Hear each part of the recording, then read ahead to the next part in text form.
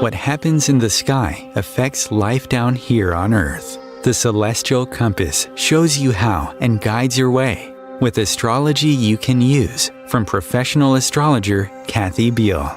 Every episode features her light-hearted, practical forecasts and navigational tips, blended with humor, optimism, and a love of patterns, symbolism, and pop culture references. Kathy translates technicalities into concepts that apply to real life. You'll learn how the current moment ties to where we've been, from the recent past to cycles that last happened years ago, and get a look at where we're heading. And much more, from special topics to special guests. The Celestial Compass, enlightening, entertaining, and empowering. Here's your host, Kathy Beal. Greetings, Earthlings. This is Kathy Beal of EmpowermentUnlimited.net with the latest episode of Celestial Compass. And today we're going to combine two things that are always on my mind and in my life, intuition and food. But first, a brief look at what's coming in the month of November. The full forecast is in my Astro Insight at ohmtimes.com and also at my website, empowermentunlimited.net.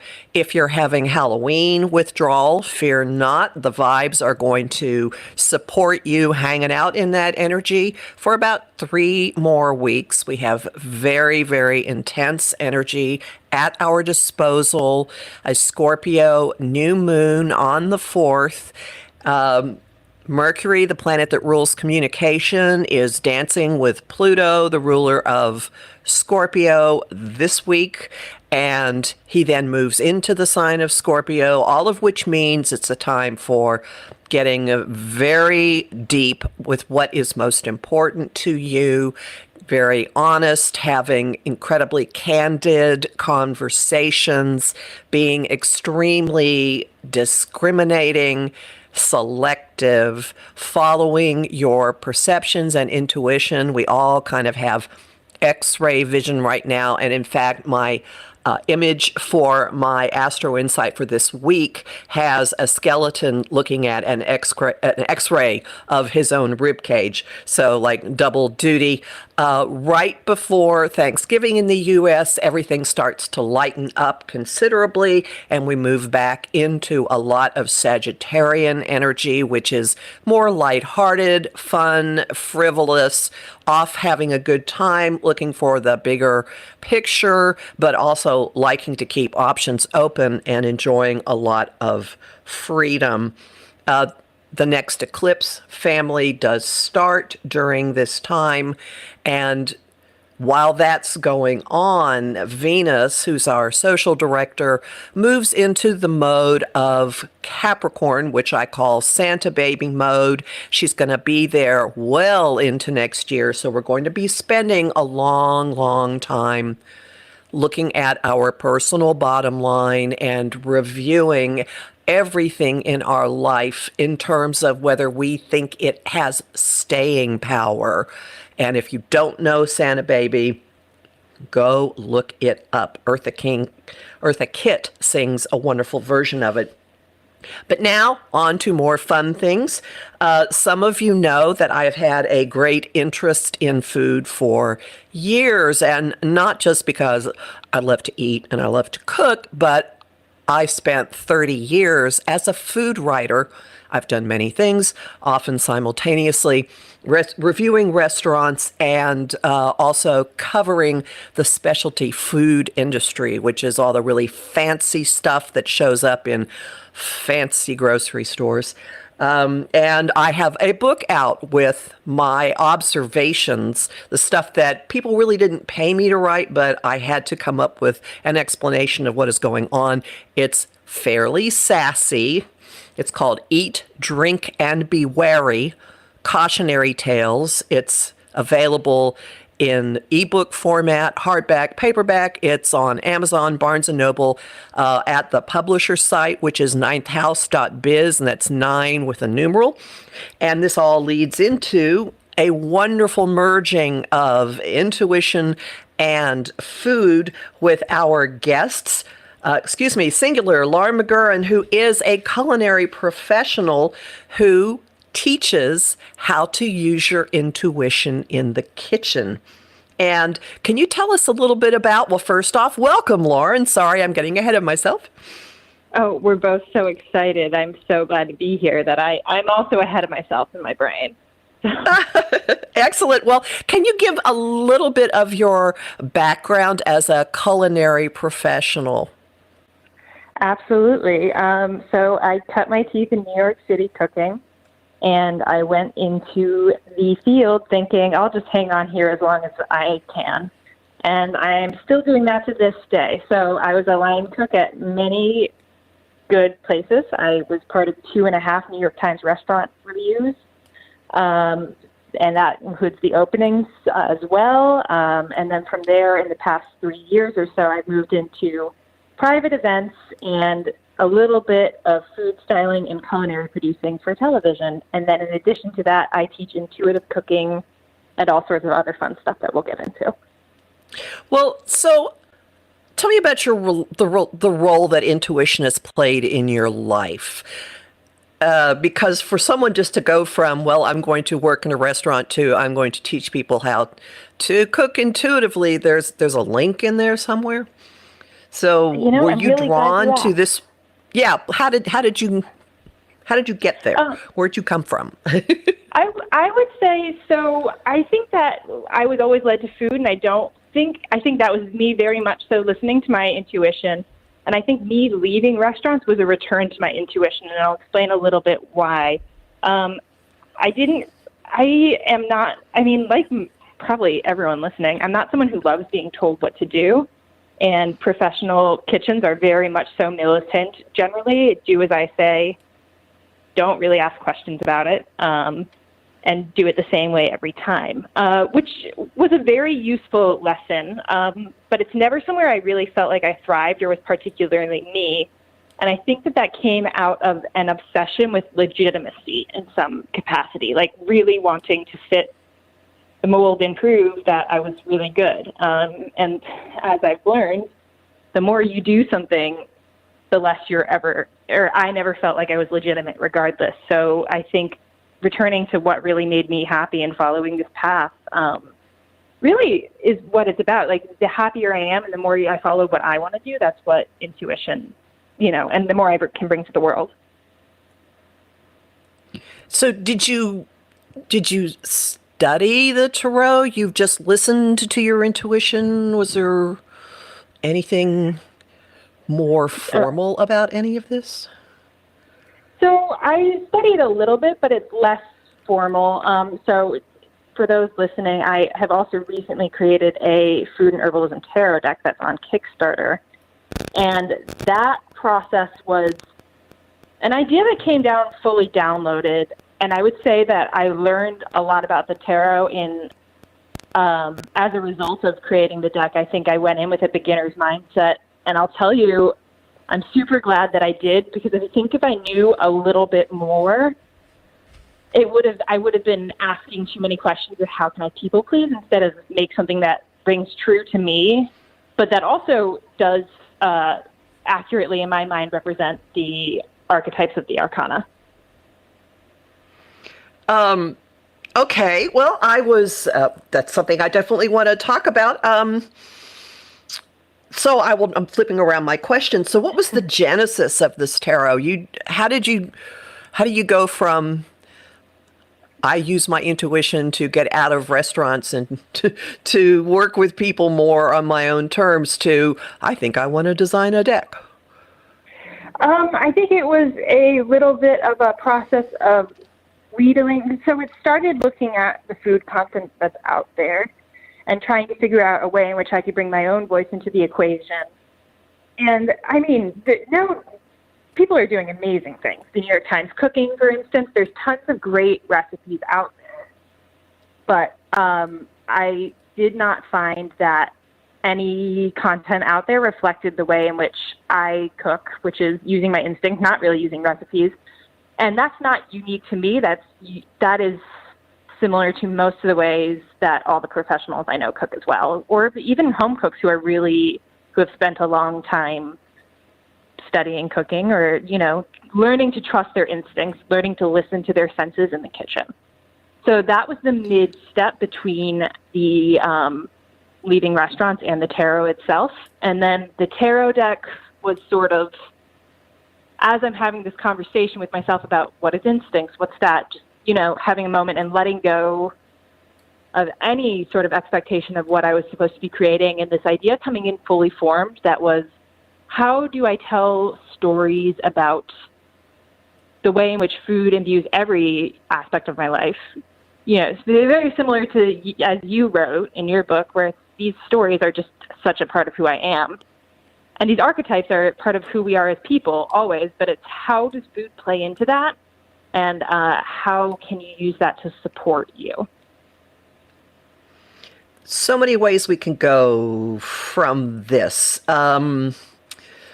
So just pause button on exploring the tarot, and let's back up just a tiny bit. Interestingly, and actually you won't be surprised to know, one of the absolute best home cooks I know doesn't even measure, just uses his hand, doesn't use recipes, uses his hand, is teaching his daughter using that as well, just eyeballing and what it feels like. What would you say you teach intuitive cooking? What's your definition of intuitive cooking? I think intuitive cooking is, one, trusting your instincts and trusting if you have a creative urge to blend two flavors, understanding that that's a direction in which you should try to explore and be curious and have fun with it. But more practically and more usefully, it's the idea of, all these coaches are out here. It's so trendy these days. And also always to listen to your intuition. And that's great, but what does that mean? And I think the kitchen is one of the best places to hone that, because I was in a class the other day that I was teaching, and I said, you can tell what's going, you don't have to look at a pot to know what's happening because you can hear noise behind you. And somebody in the class said, what am I supposed to be listening for? And I had to think about it, but there is an accurate sound. For instance, if you're simmering something behind you, it will sound sort of like a bubbly whisper as opposed to a hiss when something's burning. And so there are unique, distinct cues that's how I describe it, but you hearing that, you can describe it differently. So learning sort of cues to listen or to smell things or touch things, like you said, with your friend who teaches, just with eyeballing, and yet again, eyeballing, visually checking out what's going on in the pot. There's so many indicators and so much information coming to you at any given time. So I try to help people learn to pay attention to those things. So to perceive things on many levels with all of their senses sounds like as a part of it. And you have actual classes, formal classes?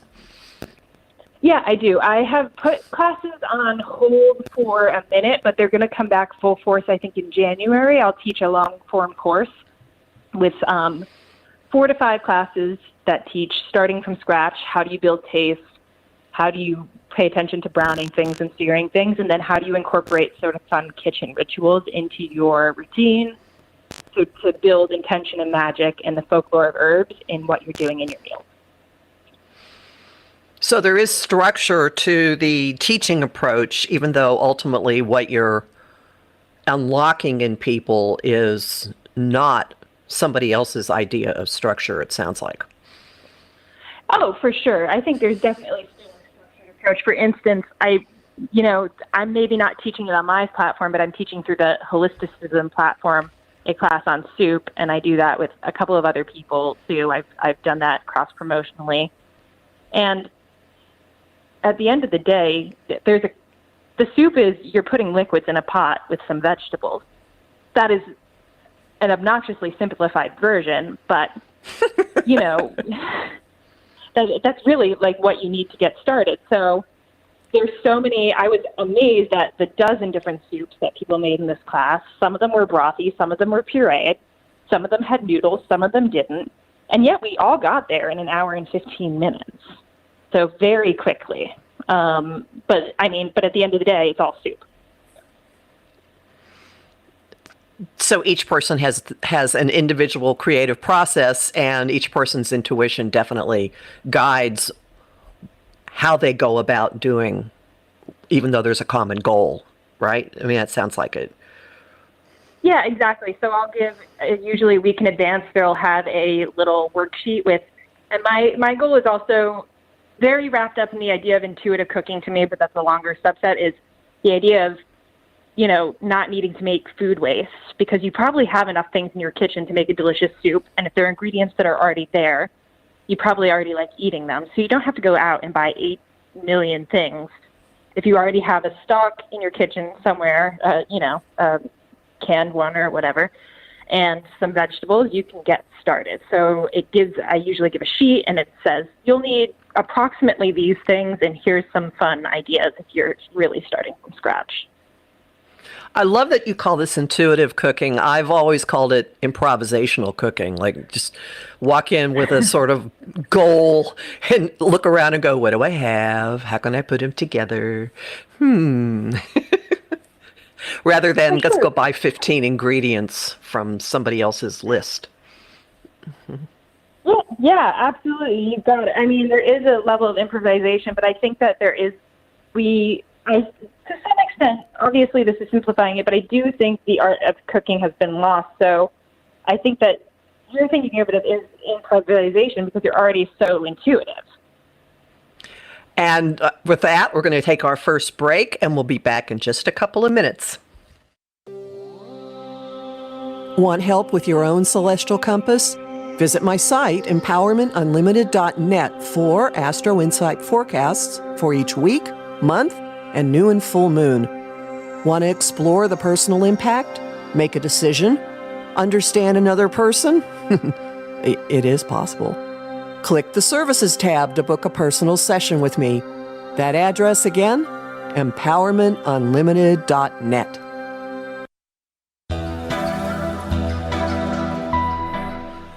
Welcome back to Celestial Compass. Today we are talking to Laurin McGurrin, who is the creator of the Herbal and Spiced Tarot deck, Culinary deck, excuse me. It's a tarot. And she also teaches intuitive cooking. Let's go back to your tarot deck. I was looking at some of the major arcana cards during the break, and anybody who's thinking that this might be just a different version of the Rider-Waite imagery is in for a delightful surprise. How did you how did you envision the major arcana? Because it's a really, really interesting play on the archetypes, I think. I do appreciate that because I think a lot of myself went into it, but I'm going to be honest, it pretty much was a full download. Like, I didn't, especially with the major arcana, maybe I would, take a moment and walk away for a month or so when I was writing it, but the ideas came pretty naturally because food and culinary characters are such a big part of my life, and those archetypes are also a big part of our lives. Maybe you don't know that much about tarot, but the idea of the Wheel of Fortune, things being out of your hands, that's something that you've definitely experienced at some point. And then, so for me, that instantly, what came to mind was the food critic. You can do everything possible, but if somebody doesn't like it, they don't like it. And you have to walk away and respect that. And that goes, or for instance, the devil, the idea that the devil for me is always sort of a fun card, because who doesn't like behaving a little badly at times or at their base instinct? And so the idea of it being junk food was an instant thing because junk food's so much fun. Those ideas really came very naturally to me.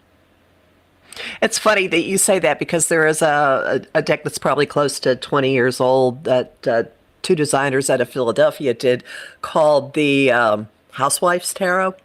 And the devil is a pinup girl that's devil's food cake looking back at you like, you want a piece of me? So that's funny, the temptation aspect. As I'm looking at these, I really like that the hermit is table for one, and it's a woman sitting at a table that appears to be in a nice restaurant, enjoying her own company. Some of the others, there's the picky eater. Just looking through here. Also, instead of the emperor, the chef. That's kind of self-evident right there. Are there any other ones that jump out at you as, well, I guess they all do because they're all your babies. I was saying recently, I mean, for the picky eater, sort of, I do feel like it's the secret low-key mascot of the deck, simply because when I was looking for my illustrator, that was the one where I had probably sketched out about half of them. By sketched out, I had just written a name next to the original thing, and she said, that's the one I want to draw. So it's a little boy who's surrounded by, peanut butter and jelly accoutrements and very skeptical of things. And so that was sort of the first piece that came in place where I said, okay, we can do this together. I think it's going to be really good. But other than that, I think the Nona as the sun is really, really special to me. Like, that card really brings about the warmth of that and sort of the idea of wisdom and sort of a childlike energy regardless. I really like the vegan. I just think that image is really beautiful. The gardener, which is for the high priestess. Yes, the high priestess. And so that's a fun one just because I love the vegetables, and the character's wearing Crocs, and that's so gardener to me. And also mystery meatloaf. So those are all fun ones. Mystery meatloaf. Okay, which one is... That's for the moon. Yes. I see it. There's a little girl looking at it like, what is this? Yeah. There's sort of, I think that card in particular sort of encompasses both the comedy, and I don't think I pay a lot of homage to Americana in this deck, but that is one of those moments where it is very distinctly sort of that sort of goofy type of food. It certainly is. And the picnic, the lovers, there's a couple enjoying themselves, and there's a spread of food on the ground. Very. So you have your own interpretations. I mean, these images are all so evocative. Somebody who's just playing with the deck and if they were just to put them out, they'd be able to spin information just because of not just the visuals here, but the label that's on it. It kind of jumps out, like number 7, the line cook. Oh yeah, you're the grunt. You're the one doing the work. You're the one making it happen. But you have actually written a guidebook that goes with this that would give your own longer interpretations of what all of these mean and could be used as.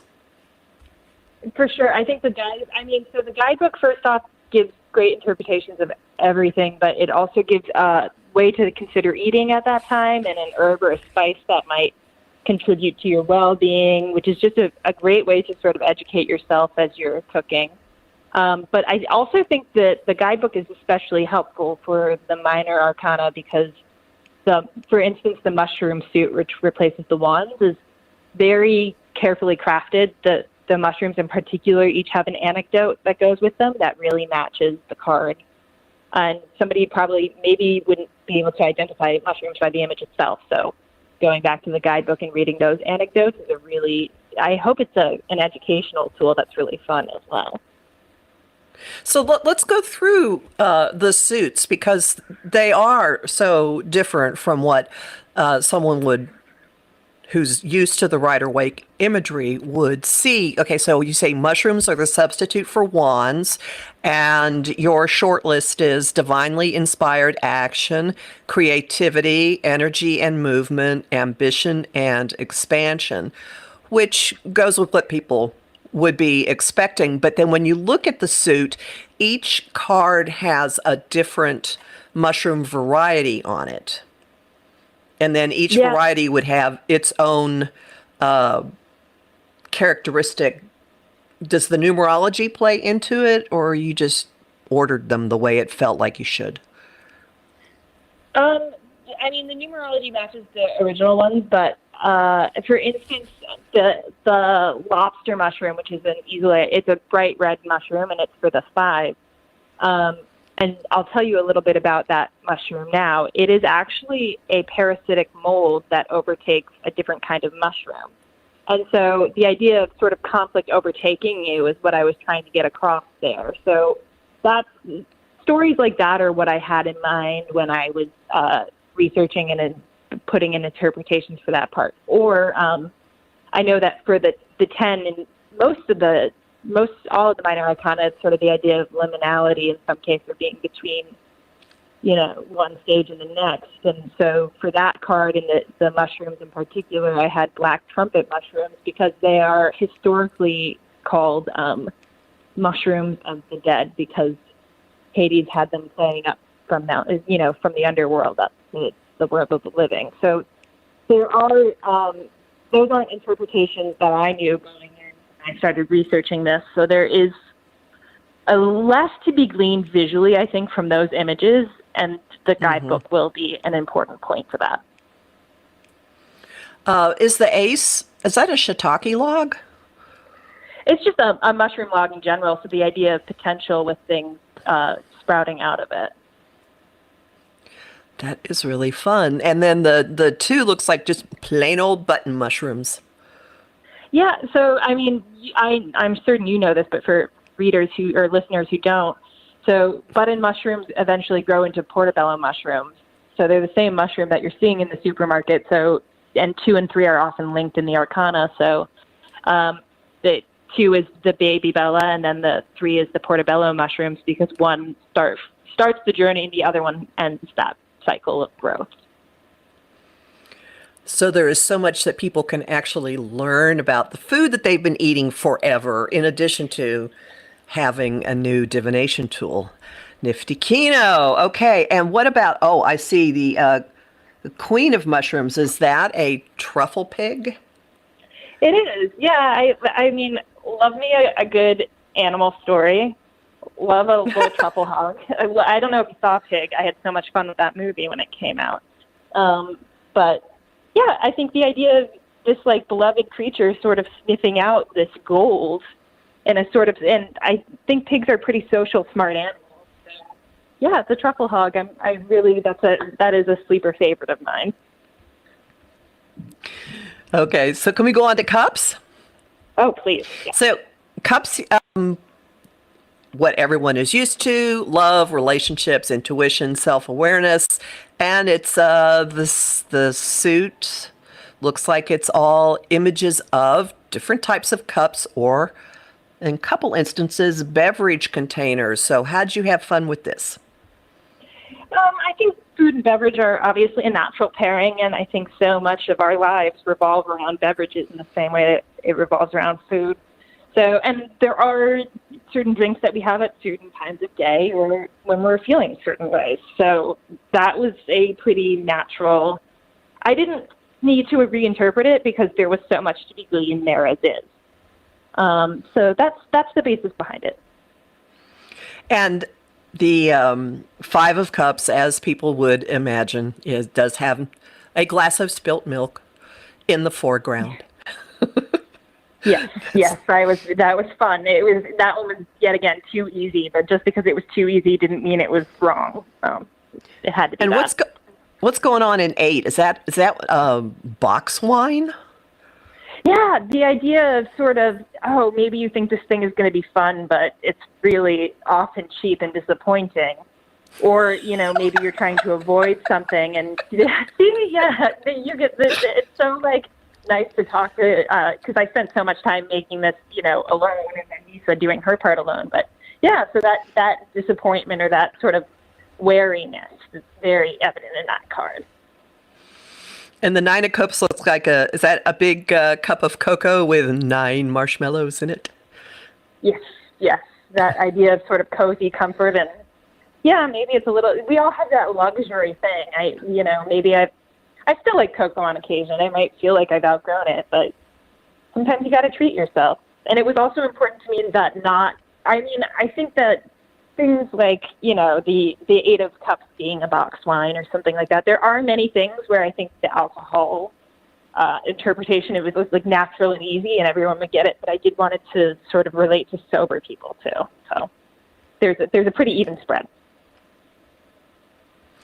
And let's go on just so we can look at all of them. Oysters, substitute for pentacles, which are finances, career, home, material, possessions. And interestingly, you say that oysters have signified poverty or luxury at different times throughout their history, but they have play a big role in the ecosystem. So can you elaborate on that? Absolutely. So there is a classic Charles Dickens line that says, poverty and oysters always seems to go together. And I brought that up. That's the analogy for the Four of Oysters in the book. But so first off, oysters are a bivalve. They are a natural fish filtration system for their ecosystems. They are incredibly important to the sea or the ocean or wherever they are growing. So that's part one. They already help things flourish. So I think that it's easy in the case of the pentacles to forget or to have weird associations with money, whereas it's like, no, this actually helps someone get by. But then there's also the poverty aspect, which I just discussed, but it's also in modern times so affiliated with luxury and wealth. Like the 9 of oysters in my deck is a seafood tower.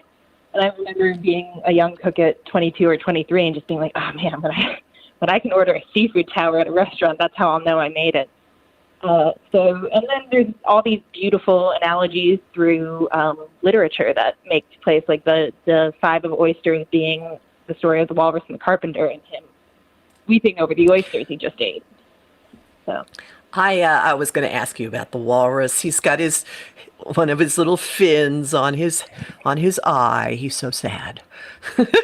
Yeah. I'm a big Alice fan, so I was so relieved to bring in that aspect of it. Well, I was born on Lewis Carroll's birthday, so anything that's got Alice in Wonderland references, I'm on board with it. What's going on in the Three of Oysters? The Three of Oysters is, so for many, many years when ships were going overseas, that's how they would store their food. They would just store bags of oysters off the side of their ship. So the idea of the idea of the men busting open a bag of oysters on on the ship was sort of the epitome of teamwork, having this meal later that you saved in collaboration. So there's a little bit of history that comes in with these cards as well. That is really cool. Moving on to the substitute for swords, tools. So this is intellect, thoughts, attitudes, beliefs.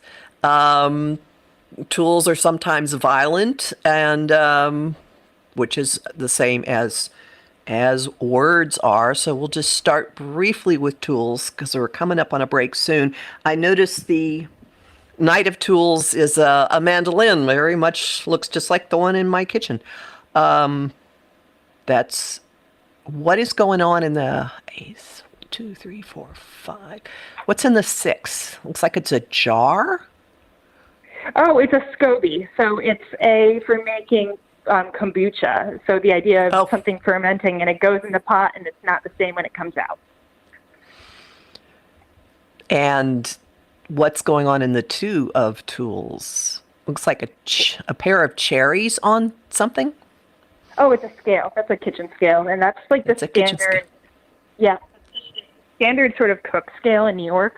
Just because it's inexpensive and you can kind of throw it around a bit. It's not like I love the beautiful XO when I have one of those at my point, but at this point, but yeah, the scale of weighing things and just I love the cherries on there. That was not my direction. That was hers, and I think that really speaks to how we kind of just were on the same vibration because I didn't have to ask her for that, and there it was. And there it was. Well, we'll just hold this thought, take another break, and we'll be back in a couple of minutes to continue talking about the Herbal and Spiced Culinary Tarot.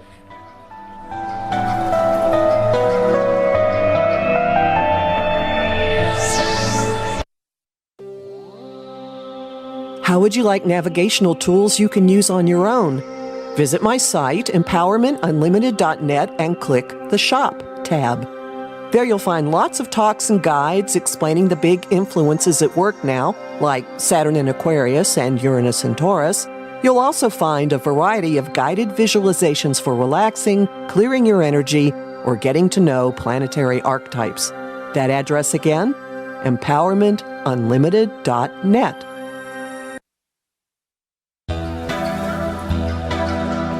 Welcome back to Celestial Compass. Today we're talking to culinary professional Laurin McGurrin, who teaches intuitive cooking and has created the Herbal and Spiced Culinary Tarot deck. So we've just been talking about the different suits, and I am wondering, did you come up with specific reading layouts to work especially with this deck?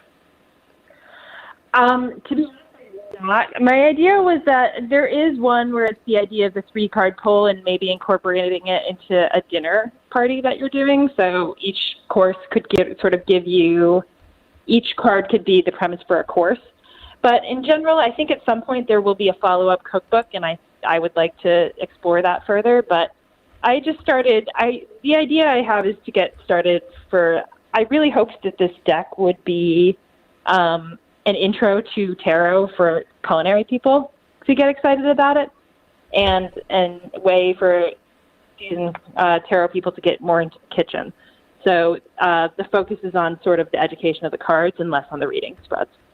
And less on the readings, I see. So people can use this to open their minds, to learn, to find things that they want to explore more. That makes and you've got a Kickstarter going for this, and you're almost at the final days of it. Yeah, we're sneaking into the home base on Thursday, so there's a couple more days to get involved. Yes, at 2 p.m. At 2 p.m. Thursday, 2 p.m. Eastern Time Thursday, and you've made your goal, so the deck is going into creation, correct? Yeah, we're there. What's going to happen? And full disclosure, folks, I backed it as soon as I heard about it. Like, whoa, I must own this. So just a few more things to continue the conversation. You say on your website that you see cooking as a spiritual act of self-care. Can you tell us about that? Absolutely. I think that we spend so much time, much like earlier in our discussion together, I think we spend a lot of time shutting out how we're feeling about things. And I think getting into the senses in that way and making something that's just for you or even you and someone you love and feeling it out in that way is really an act of self-care. And then I know you're also enthused by kitchen witchery. I think that it's a way to build intention into your life through the language of herbs, and through just like speaking love into your food. That's like some people, well, that's what actually praying before you eat started as, blessing the food. And I know people who shoot Reiki out of their hands into their food before they eat it to energize it. So that approach would make sense to me. Backing just a little bit, you do say, I know this isn't something you particularly want to build your life around, but you have admitted that you do something called a fridge reading. If you were to read somebody's fridge, what would you actually do, and what would they get out of it? Oh, yeah, absolutely. I do fridge readings on a limited basis when I have the time in my schedule. It's built in. You can book them on my website. And it's just a way to get to know me better, and I think it really, and for me to get to know you as well. So you'll open your fridge, and you can tell so much about someone by their fridge, what their value systems are, how they decide to have fun, if they are taking care of themselves. And by taking care of themselves, I just mean, in the same way that like taking a shower is taking care of yourself. You can sort of have a similar reading on that on their fridge. And then beyond that, I will also pull cards for you in that time if you want, or you could just ask me culinary questions that have been weighing on you. So it's a way for me to sort of aid and assist whatever has been sort of stressing you out about eating, because a lot of people in my community are people who love food, but also sort of end up seeing food as the enemy, either because of messaging, in the health world these days is very stressful, or because they suddenly discovered they have an allergy, or just because they never really understood that they already know a ton about how to cook. That's makes a lot of sense to me. While you're saying this, I keep thinking about a man who invaded my social circle briefly in my 30s, and one friend was insane enough to actually go out with him, and she reported back that his kitchen was filled with cans of SpaghettiOs, which I thought explained everything. Right Oh, there. yeah. Yeah. Oh, Well, yeah. you've seen some people's refrigerators and you open them and go, "Where's the food?" Like, okay, you've got a 6-pack of beer and maybe some butter. What? And then there are others of us where it's just overstuffed with produce that's going bad because you lost track of what's there. What is this is just darting in our few moments we have left. What is your food philosophy? Not many people speak in those terms, but you do mention that on your site. I think first and foremost, that having a sense of joy and curiosity towards food is the first step. So I really try to approach it, as I was just saying, I think in the health and the spirituality world these days, there's a lot of messages about what you shouldn't be doing. And I think that I try to approach the questions with what can you be doing that's fun for you? Because I think that fun is the starting point of nourishing yourself. So that's round one. Part two is that I think there is an element of, as you become more curious, you do have a responsibility to determine what your value system is. Now, maybe that is convenience in the moment, and being honest about that is okay. Maybe it's more environmentally geared. And so just becoming slightly more educated within your community about how you can better be a steward of both yourself and maybe the environment. For instance, in my case, there's a lot of food waste that would occur in many of the jobs that I take. So I'm not necessarily a plant-based eater, although I admire that tremendously, but I eat a lot of meat that was otherwise going to get thrown away. So that's a fundamental point. And then also I think that there is an interesting, I just always assumed that the most expensive was the best for a long time. And I have radically changed my opinion on that. And so I think that part of being curious is also not being a snob. So just going in and exploring sort of little hacks. There's so many things that are delicious and not totally harmful that can make your life easier and are really tasty. So I think that that's the three-pronged approach that I mostly advocate. And I like this "don't be a snob" part, because if it's something you enjoy, what does it matter what somebody else thinks? So, 100%. And especially I live near Chinatown, so being able to eat down there, and I'll tell you, most of the dim sum meals I have are far more enjoyable to me than things I would get at much more expensive restaurants. So, and that actually ties to one of the questions that you say on your site that hangs out in your head lately, and that has to do with incorporating ancestral practices in your cooking. What would that look like? Oh, absolutely. So in many readings I've had, and as I've gotten further and further down the spirituality camp and the witchcraft camp, the more I sort of hear from my relatives, and I hear from my ancestors, and I hear answers. And I think that leaving food for them is really an important way to get in the practice of caretaking and developing a relationship with your ancestors. So that's a big part of what I do. I also do collaborations around it with other great holistic businesses. But I also do believe, and this is worth bringing up, that when I started at least, and now I go in different directions a little bit, but I don't feel obligated to make Irish food, for example, or German food, which is my ancestral lineage, because I think that there is an element of, well, I'm a modern person and this is sort of my palette. Like, this is I hesitate to say artist palette, you're welcome to roll your eyes, but these are the things I like. This is how I express myself. And if these people were alive today, I'd want to share what I'm up to and interested in with them. So I think just even leaving out a little bowl of what you're creating, even if it's, Mexican-inspired food, I think that's a great start. And I also try to make special desserts and things like that I associate with my grandmother or my grandfather on their birthdays.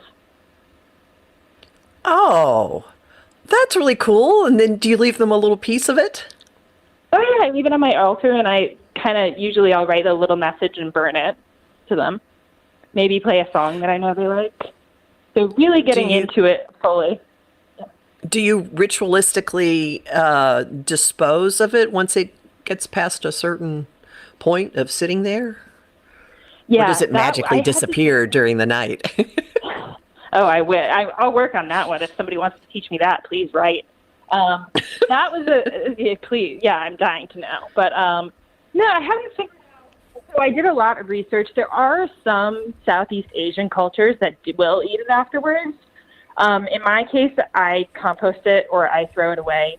I don't, like I said earlier when I was talking about convenience and curiosity, I think doing something is better than doing nothing. And I don't need to make it impossible to, interact with my ancestors so I meet them sort of where I am. But so if you live in an area where you can dispose of it outdoors politely, that is also traditionally done.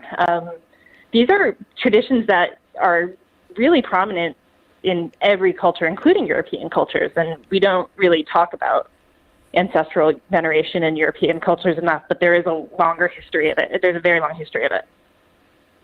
Well, that I actually didn't know about. You will see in certain Asian restaurants, you'll see little shrines with maybe oranges or tangerines and incense burning, sweet things that have been left for the ancestors to enjoy. But I haven't run into that with Western European.